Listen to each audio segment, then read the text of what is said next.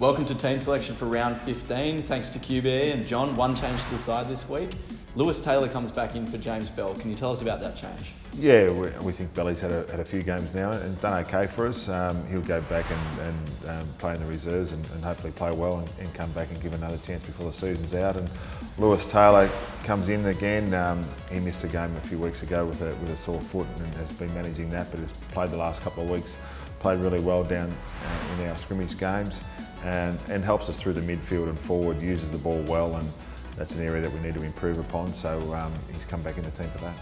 The climate here in Cairns is a little bit different to what we're used to. How do you think that'll affect the game tomorrow night? Yeah, it's obviously a bit different. We were fortunate enough to train on the ground last night. The surface is absolutely magnificent. It gets a bit windy, so that's a little bit different.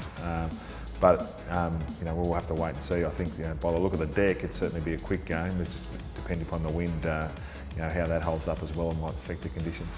Melbourne are in good form. They're in the 8. What have you made of their season so far? Yeah, look, they're really strong through the midfield. We were a bit down there last week, and they're very strong through that midfield. They've got a very strong ruckman, obviously, and strong midfielders, and are able to get the ball and play in their forward half. So that's a challenge for us to make sure we match them and make sure they don't get in the ascendancy there and we get on the front court.